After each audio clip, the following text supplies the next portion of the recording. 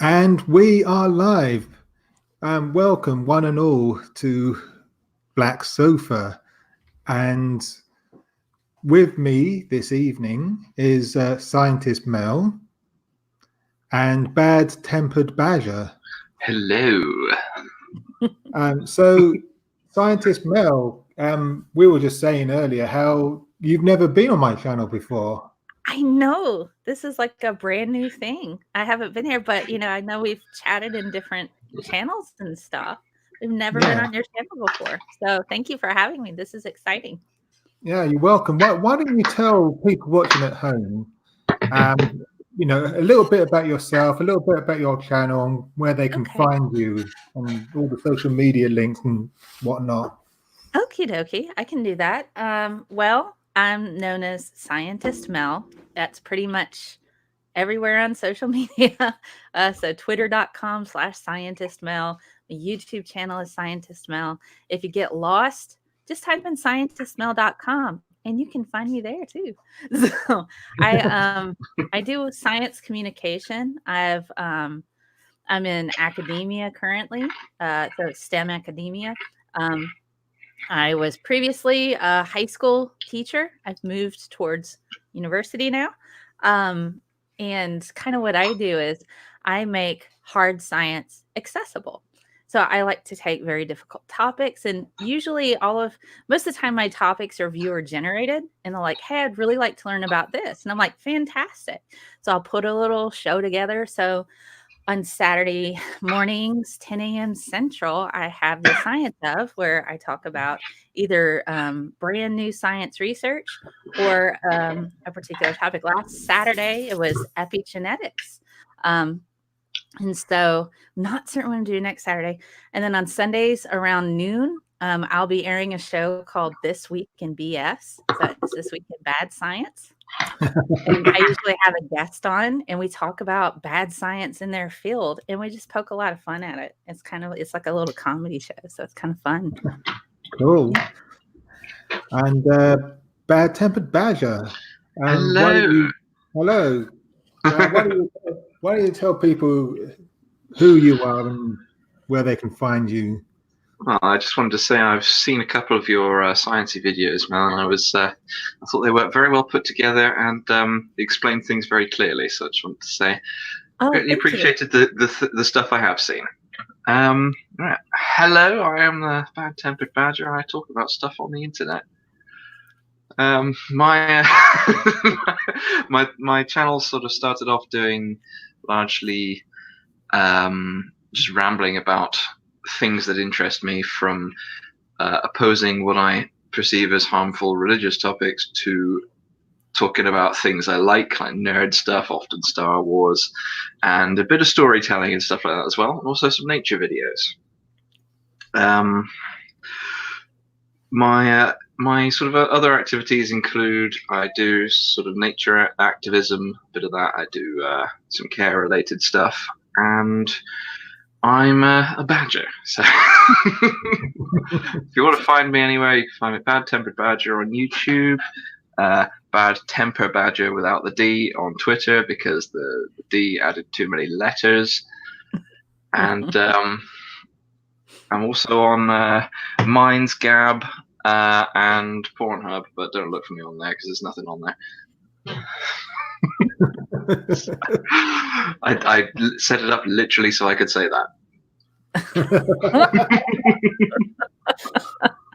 Oh my goodness. See, you're tempting me to want to make one on that particular site and just have nothing but science videos there. I was thinking of putting just some of the stuff from my YouTube up on there, but I don't know if they'd appreciate it. See, but it'd be funny because I've kind of played around with the idea of having some kind of heavily, like talked about thing on my own YouTube channel, and then everybody's like going over to watch my video, and it'll be like, now that you're here, let's talk about quantum physics. Quantum particles.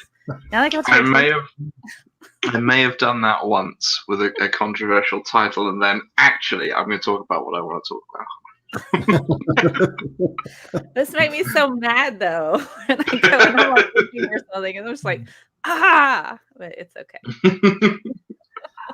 So brilliant, excellent. So, what did you guys think of the Rise of Skywalker? I'll let you go first. Go first. Oh my goodness. Okay, so I enjoyed it. Okay, I've enjoyed the sequels. I kind of what I do with a lot of these types of films where they'll go through, and particularly like with the Star Trek series, where they kind of revamped it. Spoilers: they blow up Vulcan in like the first newer version of Star Trek, Oh and that dear. made me mad for like days and days and days.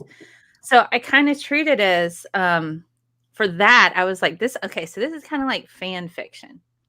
You know, it's like Yeah. fan fiction. And there's a place for that. So with stuff like with Star Wars, I know it was an extension of where they kind of left off a bit. Long overdue, in my opinion, but that's okay. I know some of the canon was kind of strayed from for that, particularly if you read the books. The books present something a bit different than what they No, did. I'm going to mention that. So, but you know, the way that I see it, having been a person that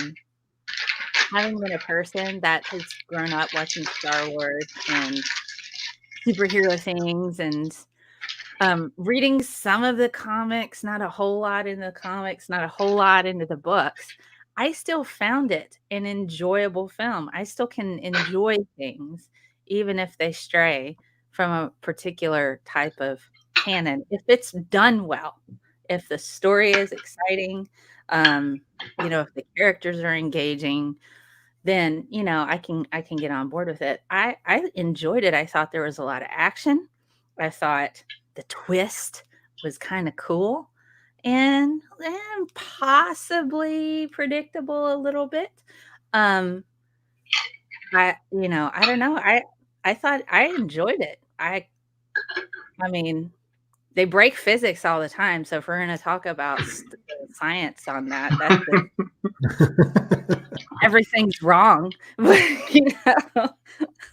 Not quite everything, but pretty much everything. yeah. But, so it's just being able to is it a good movie on its own? Not worrying too much about how far they strayed from the canon.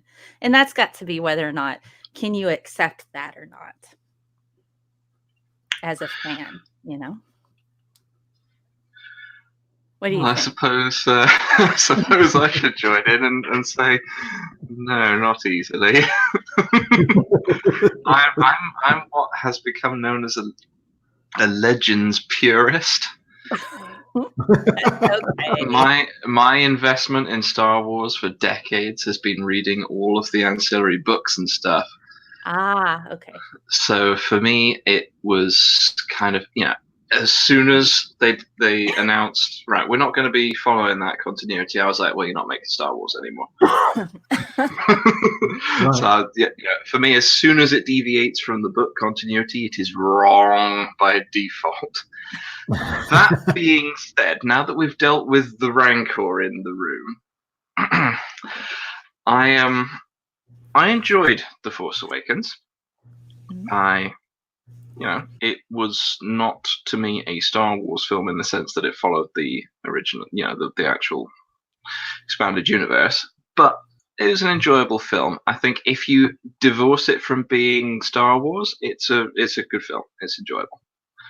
Then the Last Jedi happened, and oh dear, no. And then we get this one, which is also kind of no, but yeah, it's better than that one. That's okay. there's some stuff I enjoyed. So I've got 4 pages of notes here. You took a lot of notes. See, I didn't take notes. I didn't take notes either. I normally don't, but I did for this film because I only watched it so I could talk about it. Yeah. Okay. Well, yeah. I mean, I thought it was entertaining. You know, it was a good yarn. In and of itself. Mhm. Is it part of the canon?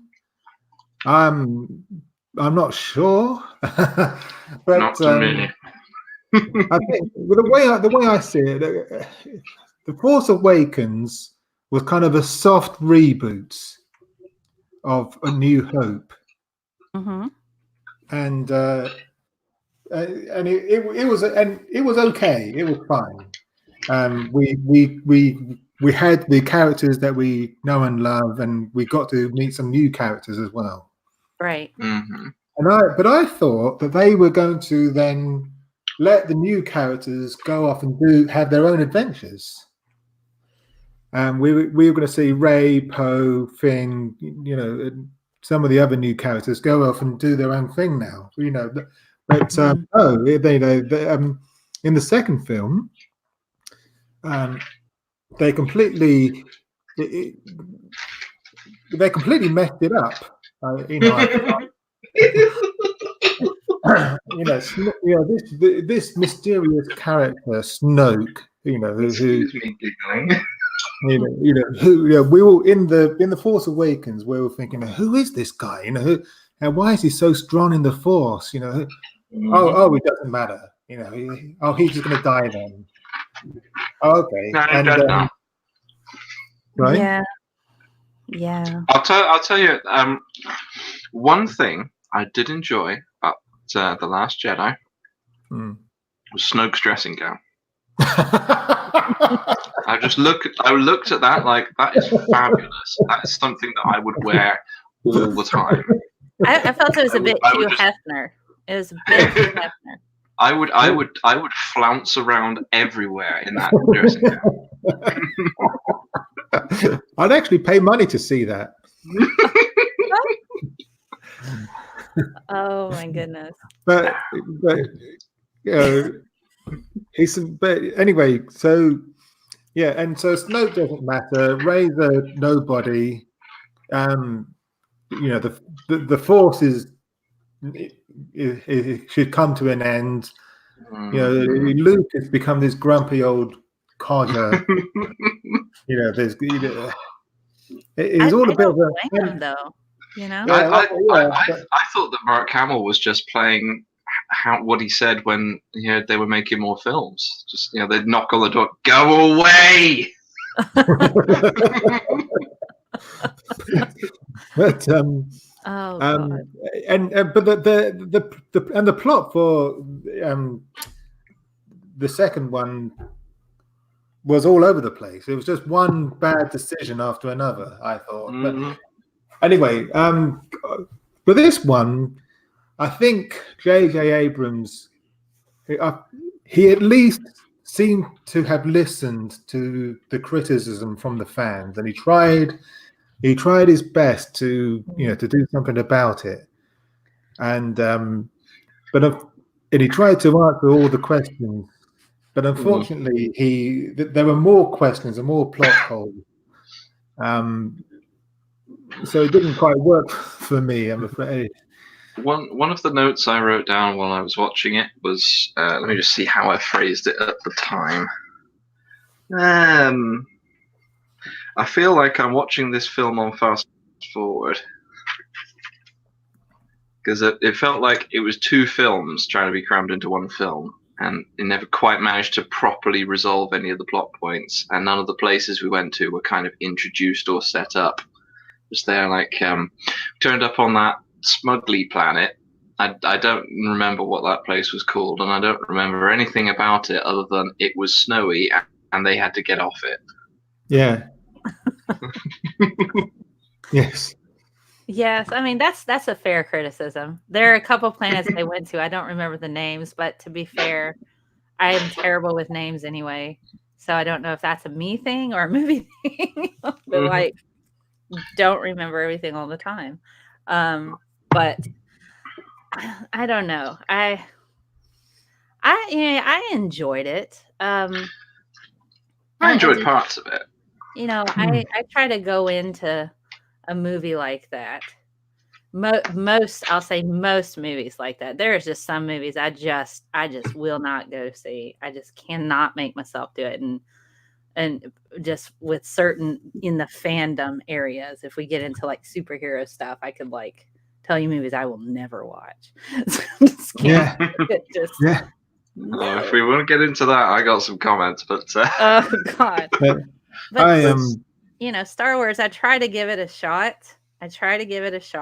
And I try to go in and say, let me just see if I enjoy the movie without any other worrying of, are they like doing Han Solo right? Or they, you know, without me getting too all right into that. I kind of like just want to see. Yeah, I know what you're getting out there. Yeah, so you know. That's kind of how I went into The Force Awakens, because they'd announced that they were not following the expanded universe, so I was already going in kind of like so I went in thinking, okay, let's see where they go with this, because they might take it somewhere interesting. I might enjoy it. Let's go in and see what they do. And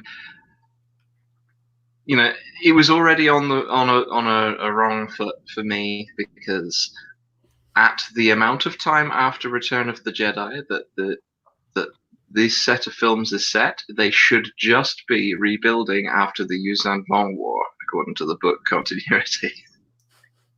Luke should be helping rebuild the Jedi Order and the rest of the galaxy after just having led the New Republic's forces to victory against an extragalactic force of spiky aliens. So they're immediately wrong for the offset, but ignoring that, I enjoyed The Force Awakens, but not so much the following ones. Yeah. Okay. Oh, let me go to my positive note from the first page of my notes. Is where is it? It's gone. Well, what it was is that I really enjoyed the banter between Finn and Poe. Yes. I thought now that they're actually together again and they're working off each other, I really enjoyed that little relationship. I think they should have romanced. That would have been nice. I think. They should have had a nice romance going on there. But they did have girl kissing on the last one, so they did go with a little bit of girl kissing. I don't know if that would have been more acceptable in some of societal rings than the boy. I'll be honest, I didn't actually notice it when I watched it, because it's kind of in the background of everything else. It was pointed. I saw the picture pointing out. I went, "Oh, that's where it was." Oh my goodness. Yeah, I think that was to appease people who are like really hoping that Finn and Poe would have a thing, and it's rumored that he might be that's the ship name when they combine the names. Finn and Poe, just Pin. Yeah. Oh goodness. But it was never explained how Palpatine survived. I mean, how did he survive? He was clearly on a machine. It looked like he was on a machine. If they had the tech to take Anakin and put him in like a breathable walking iron lung. Well, the dark side is a pathway to abilities many consider to be unnatural. Yes. And that is literally all the explanation we get. Yeah. But if you read the books, clones, and he does a spirit essence transfer of his consciousness to new clone bodies. That makes a lot more sense. Okay. Otherwise, we've been keeping zombie palps alive for 40 years. He looked pretty old though, man, for real. He looks about as old as he was in the last one, just like he's been in formaldehyde for a while. There's just, it's the dark side, like you said. But I mean, that's kind of like, I mean, that is a bit of the laziness on the writers, but literally how they just do stuff is they just write in a line, a brief little line, and then it's just like I like Poe's face when he was explaining it. Just somehow Palpatine has returned, and he's just got this kind of look of really, this is the explanation. You hear that laugh in the trailer. I'm like, oh my god, is that Palpatine? How did that happen?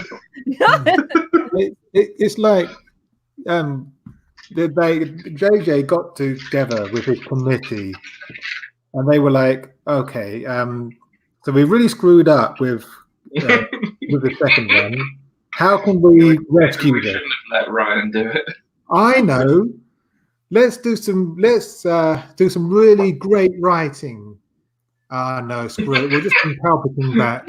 just get Palpatine, it'll be fine. But see, that's kind of how I feel sometimes with the prequels. Like with the prequels before, the original 3, and then you had the prequels. It was like a lot of stuff they were relying so heavy on nostalgia, and then they're like, okay. I felt like watching the prequels. Like George Lucas finally got a brand new computer and decided to use every single special effect on it. We need fade swipes like this, and then we're gonna add sparkles, and then we're gonna have them look all like they're made out of candy, and then it's just like you're like, dude, you can just don't have to use everything in the box. You can just like a little bit here, a little bit there, but that's kind of what he does, See, I'd have thought the prequels. I enjoyed the prequels, but I was considerably younger when I watched them, so I was at the perfect age for it at the time. But the prequels, they have problems, but I enjoy them, and I still think they are okay films, and they set up a lot of other stuff, which I'm very into. Like, for example, the Star Wars Republic Commando novels. I recommend everyone read them. They are the best books ever written ever. Okay. Fair enough. I felt like the first episode one was Giant Pod Race. That's what Giant Pod Race. That's all. That's all you need. Just that title. And then it's like the Attack of the Clones. I'm like, why not just call it the freaking Clone Wars? Attack of the Clones? That sounds like like Attack of the Sea Monsters, Attack of the Killer Tomatoes, Attack of the Space Clowns. It's just like it does sound a bit like a cheesy horror film title. It's like B-movie titles, and you just Now the prequels. I think would. Let me try that sentence where I actually have all of it planned before I start speaking. So I think the prequels would have benefited because they had a very good story to tell, but they would have benefited from a level of dialogue writing where you actually know what the hell the characters are supposed to be feeling and doing and wanting and trying to achieve, rather than, I hate sand. It's coarse, rough, it gets everywhere. Yeah. Anyway, back to the Rise of Skywalker. Sorry. It was. I found the first half a bit boring because, okay, so they've got to find this MacGuffin, right? It's in order that they can find this other MacGuffin, and they can find the Death Star, which apparently wasn't blown into smithereens after all. It managed to survive. Fragments of it. Some bits kicking around. Yeah, but we, let's not worry about that. That's a thing. Just don't think about it. Yeah, and it was just a bit boring. It's just a bit boring.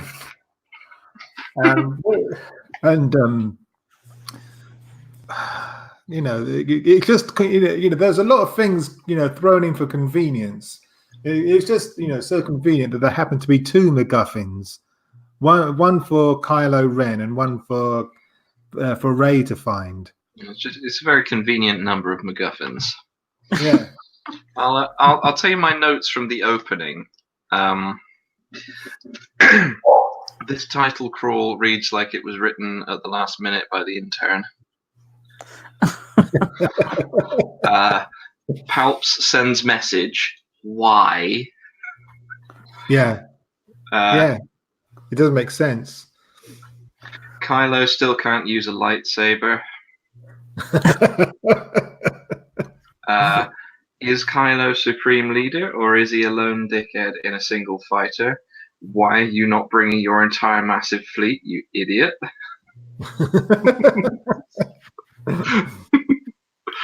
I don't know. There's a lot of things even in the original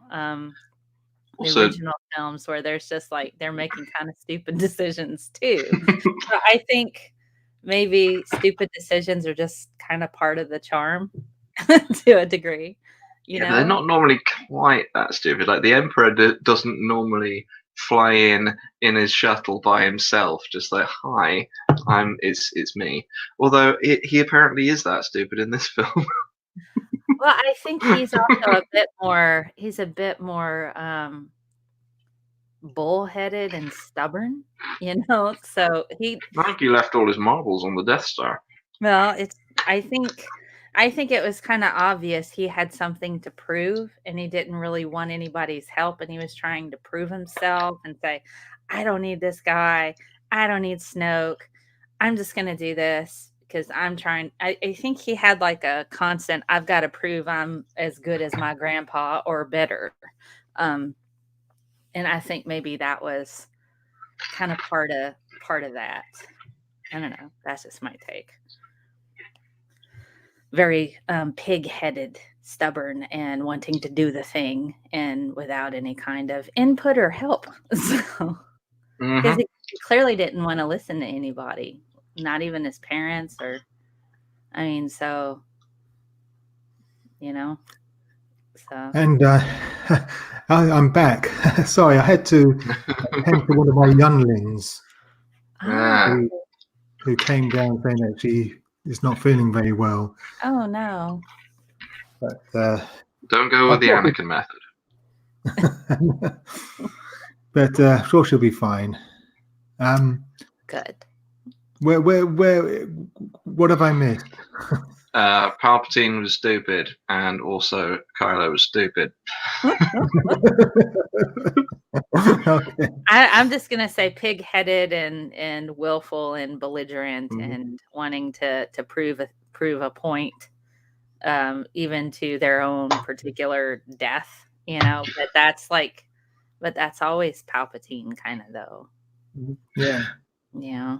Another comment that I have on it is Chewie looks like he's really been hitting the hair gel. He looks like he's.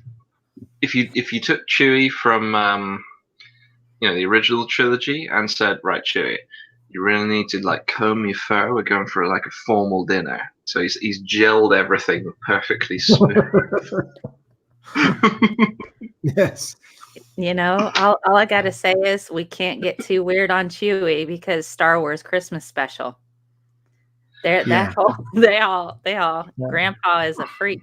So it's like they have all kinds of access. Yeah. To be fair, when you meet Chewie's dad, he is surprisingly normal. Yes. So that was an experience watching that. It's on YouTube, by the way. If you want to go and watch the Star Wars Christmas special, have a go with that and see how long it lasts. I've watched it a couple of times, and I enjoyed parts of it. Some of it is just kind of, oh my. Didn't it have Jefferson Starship was on there at one point in time? They actually Will Jefferson's starship onto their table with like a thing, and they were playing music. And then Grandpa had this VR apparatus because he wanted to watch sexy women dance. So, it's like, It was one of those sit-in hair dryers with some lights on, though. yes, like come here from your mind, just for you. And you're like, he's a freak. He's a freak in the living room of all the places of the Wookiee house. Sit right in the living room and do this right now. Okay. Well, you can't tell because of all the fur. True. Yeah. True, but the grunting and the groaning though has got to be awkward. Yes. Yep. Although, Wookiees is a different culture, so it might be perfectly normal. Hair gel, completely fine. If Grandpa can have sexy VR times, Chewie can have hair gel. What do you get a Wookiee for his birthday when he's already got a comb? A VR apparatus. Apparently, you get him a VR hairdryer and a little radio thing. Oh my goodness. Anyway, what else was I going to say? Lando. Oh, I've got a lot of notes here. what was his role? Why was he there? I didn't quite get. Was he? He seemed to be just there because fan service. Yes, nostalgia. He didn't have anything to do really. I think his role was to turn around, take his mask off, and swish his cape and go, "Hey, I'm Lando." It would have been nice for him to have a stronger role, like a stronger presence in the film. And he was a general, and you're like, where were you the last two movies? Yeah, trundling around in his little trundly thing on that sand planet. Yeah, he was hiding out. Maybe he was hiding from bad people. I don't know. And he just seemed to be, someone's, kind of mad old grandpa, who didn't really have a clue what was going on, and still asking about Leia. How's she doing? Yeah. Well, if you weren't trundling around on this planet, you would know. Yeah. It would have been nice to have more Lando action involved rather than just like actually another thing about that. If you like picked up the space radio once in a while, you would know. I mean, we've had interstellar, HoloNet communication for literally thousands of years in this galaxy. It is not hard to call Leia. Lando, you're being a bit of a dickhead here. I wonder. I can't help but wonder. Was he hiding on that planet and he couldn't just pick up the phone and call for fear of them being traced? Because Leia and them were constantly moving around. So. He was probably still embarrassed about wearing Han's clothes at one time.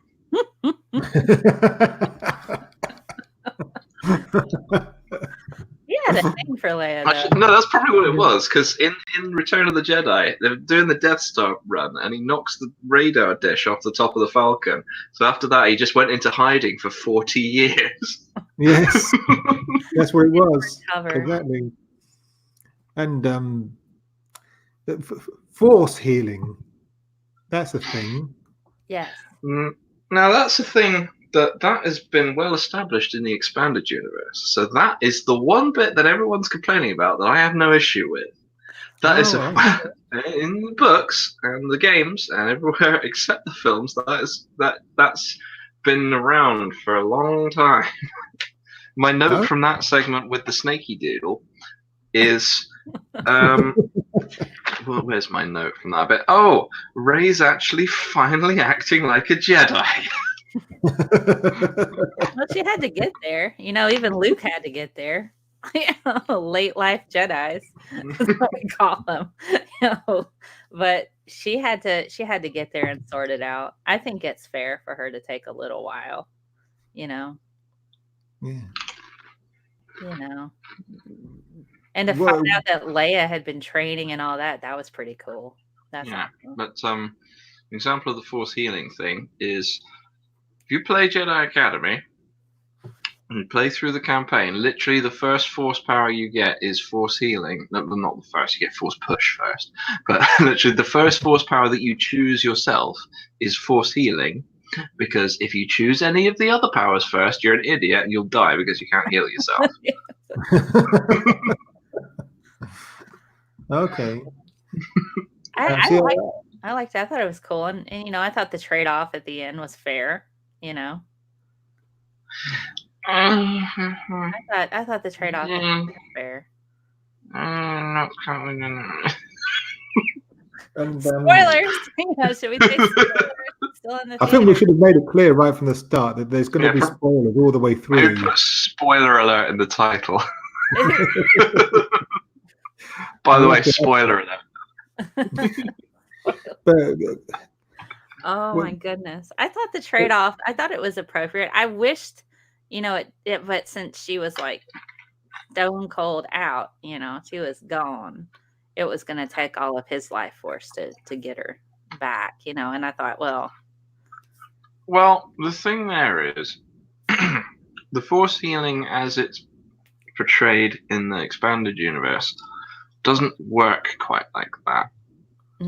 It works in the sense that you're not transferring your own essence to other people. You are drawing on the power of the Force from the entire galaxy, and you're drawing that energy into yourself and then using that to encourage the person's body and cells to regenerate at a faster rate. You can visualize what's wrong with them and then try to rectify it. It can drain the person doing it, but it's not draining them because they are transferring their own life to them. It's draining them because it takes a lot of concentration and a lot of effort. There is a dark side Force ability called Force Drain, which is you take someone else's life force to regenerate your own. So it could have, I would accept it in the sense that Kylo did kind of like a reverse version of that and went, okay. Yeah, maybe that. But I mean, yeah, I don't know what his level of injuries were when he was coming out and around. Maybe he only had just enough energy to get the thing done then. Possible. Yeah. I'm trying to be the devil's advocate here. A little pushback and say, well, we could say this, and the thing is the thing that I don't have a hard time with having discussions like this, but so much is just up for interpretation. It's like you could with all kinds of stuff, and it's like, well, what about this? It's like when with Star Trek, as an aside, my brother, who has a journalism degree and I've got the science degrees, and he's sitting here yelling about how Star Trek should be scientifically accurate, and I about fell out of my chair laughing. I'm like, have you seen the show? Okay. Well, next generation gets some of it. Okay, they get some of it right, but he was like, well, next gen was all this. I'm like, we don't even have trilithium crystals, and there's no way to even prove that that's what they would do. So you have to take a lot of that and be able to suspend some disbelief. But those films that tout, we are 100% scientifically accurate. I'm like, oh, please don't ever say that. Don't ever say that, because you're people like me sitting here going, yeah, no, this is crap. See that right there? He just broke thermodynamics. See that over there? It's gravity. Gravity is a thing, and it doesn't exist in that moment. So it's just as soon as they start doing any action film thing, they broke science. At least, but Star Wars, you can go in a galaxy far away. Maybe physics works different there. That's the thing about Star Wars. It's not science fiction. It's fantasy. Yeah, it's like when you're watching The Mandalorian and all the people are shooting at him, and all the blaster bolts just happen to hit him conveniently on the armor plates that don't cover all of his body. I haven't seen it. I haven't seen The Mandalorian. I tried to watch it. I tried to watch it twice. Both the first and second episode put me right to sleep. I'm like, it did. I was just like, I was so bored. It knocked me out. I'm like, and I feel like a lot of The Mandalorian relies heavily on that nostalgia buy-in. You know what I Well, mean? if it's not your thing, it's not your thing. See, and that's okay. I got so much backlash. How could you just be crapping on something that I love? I'm like, dude, you I'm know, enjoying it. how many of y'all were dissing My Little Pony when I was growing up? Y'all need to shut up, okay? Because I watched My Little Pony along with the X-Men, and I was watching I watched all of that. I was just like, I'm just gonna watch all of what I want. And people, well, this show sucks because you're like, you know what? Forget it. So, grown men who watch the My Little Pony series now, y'all do you. I'm not gonna watch it now, but you do you, boo, and I ain't gonna hate on you. But I'm not gonna watch that crap. So, but that's okay. I've seen one episode of that, and it was all right. Yeah, they make a lot of pop culture references, I believe, but it was the episode where they had the character Derpy. Oh, okay, yeah, I've heard of that. I watched it specifically because it was, here's that character from the memes, and they made an actual character in the show, and I watched it and went, yeah, that's pretty funny. Yeah, I mean, and you can say this was it put me to sleep. It wasn't engaging. I didn't like, and and those are all valid, but to sit there and say, you're just crapping on what I love. I'm like, it's fiction. It's something it's not, we're not arguing climate science. Yeah, if you didn't enjoy it, there's no point in watching it, is there? It's just, it's okay for me to not like a thing and for you to like it. It's fine. So. I enjoyed The Mandalorian. But I do have certain issues because Mandalorian culture from the expanded universe is sort of my thing. So anytime they get it slightly wrong, I'm there in the thing just going, oh, you got the Mandalorian culture wrong. See, that's how my I am. apologies to people wearing headphones. Let me pull mine out. But anyway, there's one thing from that show which is just he says about they're not allowed to take the helmets off. Yes, you are. That's never been a part of Mandalorian culture. You just made that up. Yeah. And anyway, back to the Rise of Skywalker. Yeah, sorry, I was off and away here. He's being a very bad-tempered badger. Yeah. He is. There's a reason I put the name there. Another thing I didn't understand.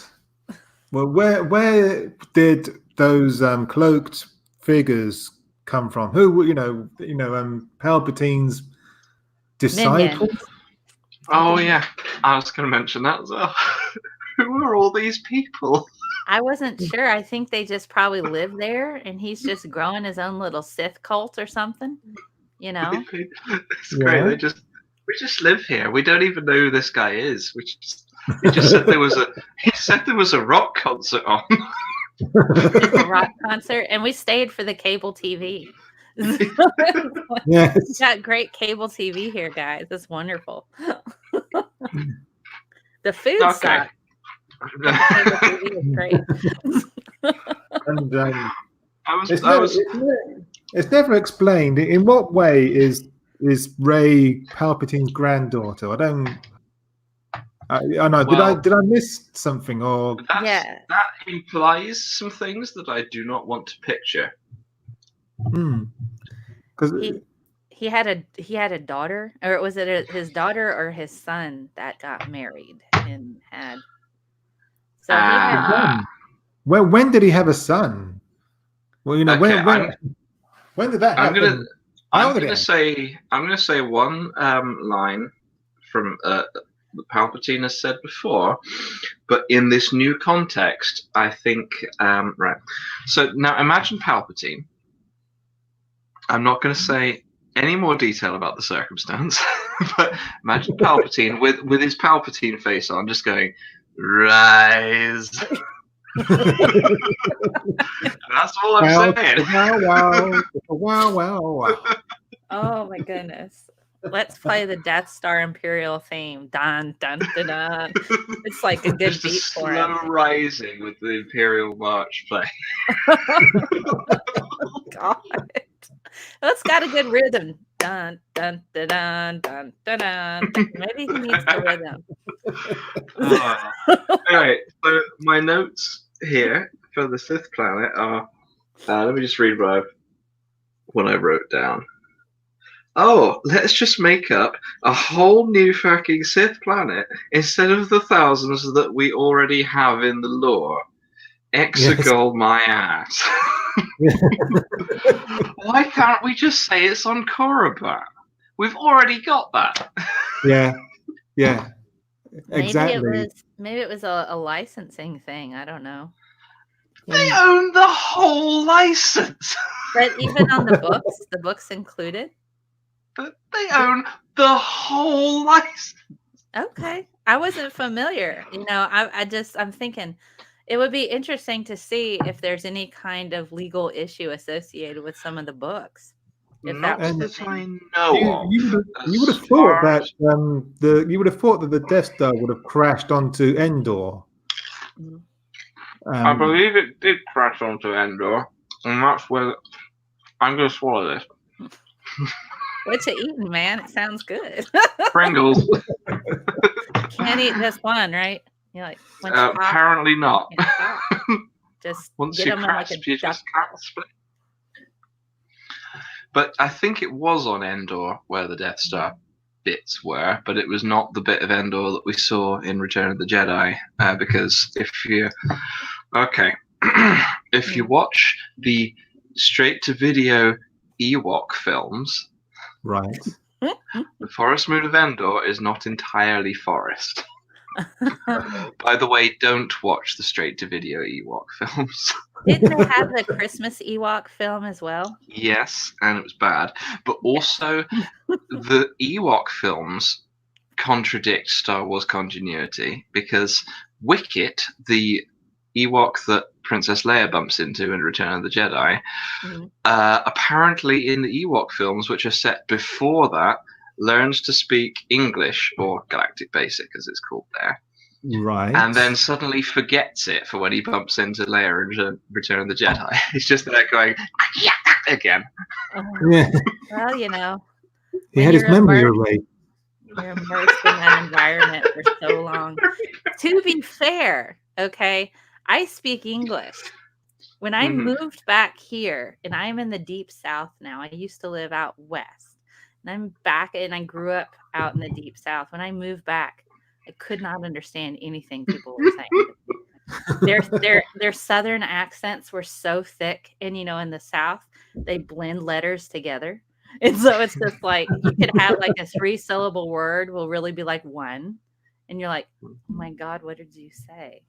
So you get that with Northern England as well. Yeah. Not so much the blended together, but they say it so fast and the syllables so kind of into each other that it's like Scotland, particularly. It's just kind of. God. Oh dear Lord.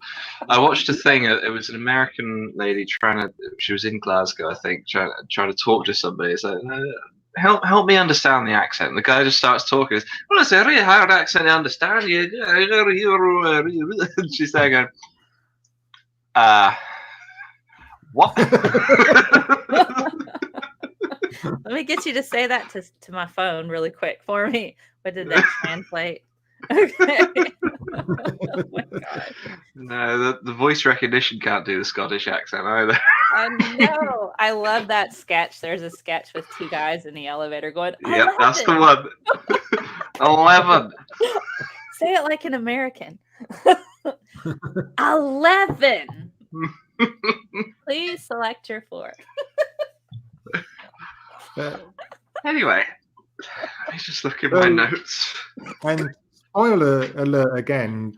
Oh, no. So Rey's a Skywalker now. Yeah. No. Chosen family. Oh, I think. I saw a fabulous meme earlier. It was just Ray on that planet at the end. It was Tatooine. Ray on Tatooine at the end, and the lady comes up to her and says, "What's your name?" And she goes, "I am the Senate." So she's Skywalker now because what? Luke. She says so. Because she says so. Because Luke and Leia adopted her. Well, they're dead now. They can't stop her. No, their Force ghosts kind of give her a knowing look, as if to say, "Yeah, you're one of us now." Oh. I've just turned the page on my notebook, and the first thing I read was, "Oh, fuck off, Kylo." I don't even know what the context of this was. They kissed, didn't they? They kissed. They did. We had we had Raylo at last. Oh dear. Yeah, I kind of wish they hadn't. You know, that's not a troubling relationship at all. Yeah, it's completely healthy. That is just exactly how relationships should be. Not codependent in any kind of way. I've been trying to kill you for 2 films now. Yes. I don't think he was trying to kill her. I think he was honestly trying to hit that, or at least bring her over to his side. I think that's really a thing that he wanted. I don't. If he's trying to hit that, where did he learn to flirt? Oh, Darth Vader. Okay. Yeah. See? And Luke, who is all right. Actually, that's fair enough. He probably learned to flirt talking to his granddad. Luke was sporting a chubby for his sister for a while, so you know. Yeah, but Carrie Fisher. Not the best family for practical good relations. He's carrying on the tradition. I'm just gonna have a few things from my notes here because I've got 4 pages of them. I've got a Sith Wayfinder. Let's introduce more and more one-line MacGuffins. And I've got Rose gets a desk job because she's an idiot. Then I've got Ray's belt looks cheap. Right. It might be. There was just one bit when the camera was really closely zoomed in on her belt and it didn't fit very well. And I was looking at it going, that looks like it's made out of cheap. No expense spent. Oh, the next line I have in my notes is, no one has enough dialogue to explain what's going on, yet it feels like everyone talks too much. Yes. Oh my goodness. I'll have to go back and watch it again. I've only seen it the one time. I should probably go back and watch it again and be like, and take a notebook. And I don't, the only film I've ever, the last film I have taken a notebook in at a film, and that was at Red State, but it was a Kevin Smith talk. And I had questions that I wanted to ask him. So I sat there and actively took notes because it was a Q&A session with him, Stephen Root, Amanda Leo. They were all there. So I got to, I have a whole Kevin Smith story, but I won't get into all that. But it was just like I got to ask questions and stuff. So I sat there and that's the last time I took notes. So if I was like having a Q&A afterwards, I'd be like, I think this is the only time I've taken notes at a film. Then I would take notes because I'm going to be talking to the people who made the film. I've just gone down a bit further in my notes. It says your dagger looks stupid. And your mama dresses you funny and you smell like cheese. And I've got. Are there any comments like that? Please tell me there are. Yeah. Then I've got. We finally meet the Knights of Ren. They look like discount Klingons and have no lightsabers.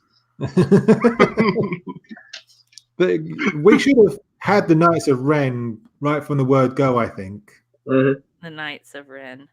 but It was Kylo's lads, wasn't it? Do you think that when they go around to bars, they go, "We're the Knights of Ren"? Yeah, like that. That's Yes. a pickup line. Yes, I do. I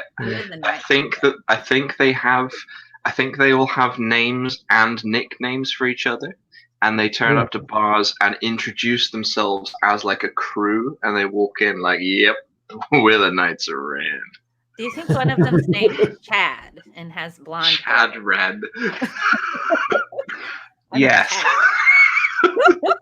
Yes, I do think that. And he's a surfer in his downtime, a blonde-haired surfer in his downtime. Go surfing on Camino. Yeah. And he like wears the cargo shorts and shops at Old Navy. That's Chad. I'm a Knight of Ren. My name's Chad.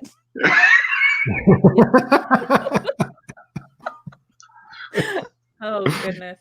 Oh god. Dark Ray. What do we think of Dark Ray? I thought she was cool. I I thought it was kind of neat. It felt entirely random. I have not, as it's like a vision. It's kind of along the same lines as the Luke in the Dark Force visiony place on Dagobah. I was kind of there going, yeah, okay, that's fair enough. That's not the lights. Their lightsaber was a bit dodgy, but apart from that, I was there like, yeah, this is a vision. You know, it's the same kind of thing as what happened with Luke, and it's Rey there going, this is what you could become. You know? Yeah. Yeah. Apart from maybe the pointy teeth, I thought they went a bit Bilbo on that. Oh my goodness. I mean, I enjoyed it. I did think it was just kind of random.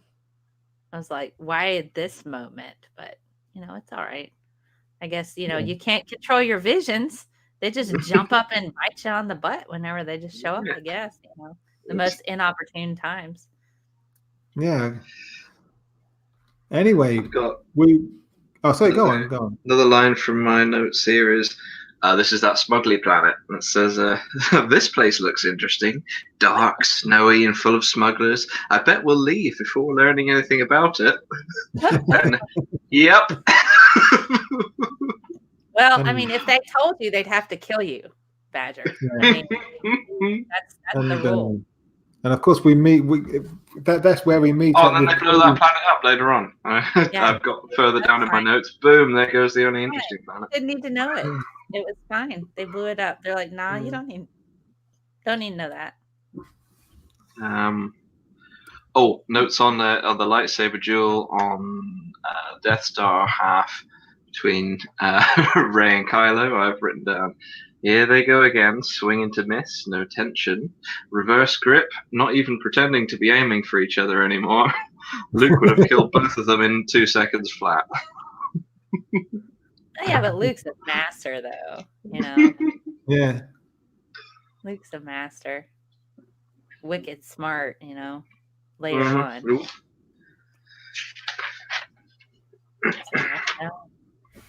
Okay. Anyway, we're coming up on an hour. Oh wow! Okay. Yeah, it's been fun. We haven't got like an hour at all. And but I think we're gonna wrap things up now. I got one more comment from my notes.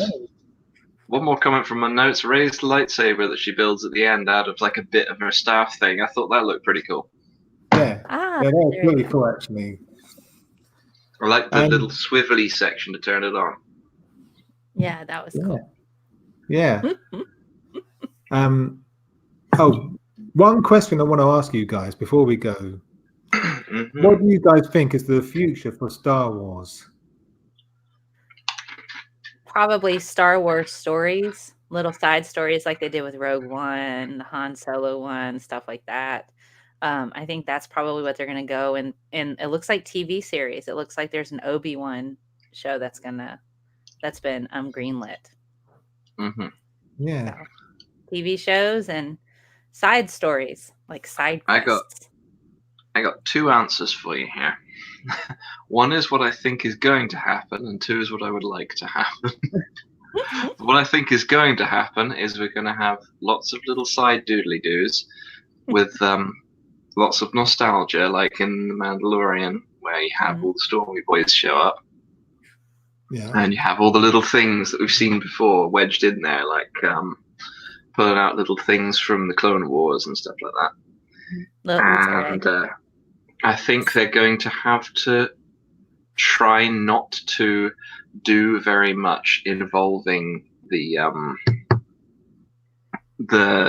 this trilogy of films they've just made, because the trilogy of films has become so divisive for a lot of the fans that I think their best bet is to kind of distance themselves from that for now and make stuff that will try to get everybody going, oh, nostalgia. Well, they need new fans too. That's the thing. So they kind of need like new generations of fans. So what I would like to happen is for Luke Skywalker to wake up on the Jedi Temple on Yavin and go, oh, that was a terrible dream. It was all a terrible dream.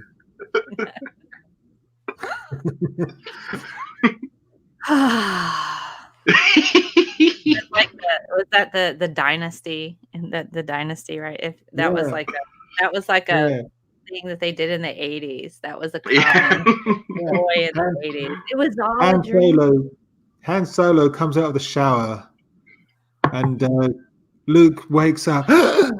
Oh, Han's like, well, what's the matter, honey?